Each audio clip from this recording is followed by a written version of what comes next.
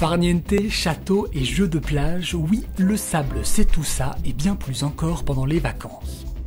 Mais ces petits grains de roche, dont la taille se situe entre 0,06 mm et 2 mm, constituent aussi un formidable terrain de découverte.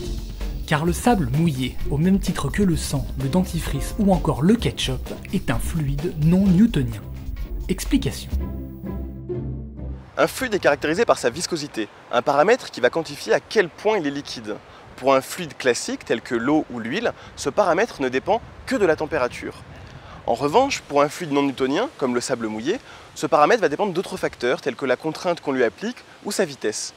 Lorsqu'on frappe sur du sable mouillé très violemment, celui-ci semble beaucoup plus dur que si on enfonce son poing délicatement dedans.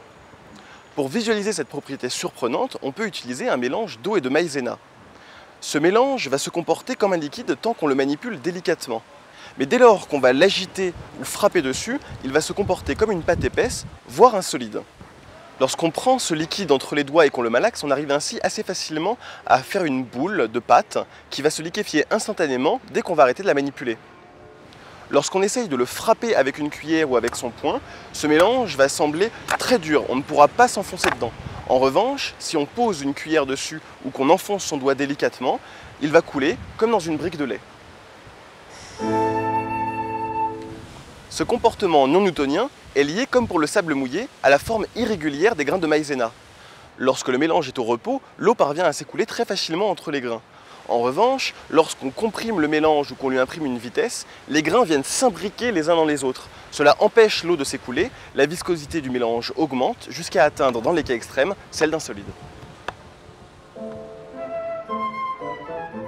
Il est difficile de saisir les imprévisibles réactions de ce fluide non newtonien simplement en le regardant.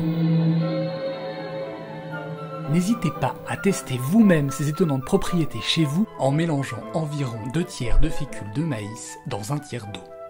Vous verrez que les expériences les plus folles et les plus amusantes sont à portée de main.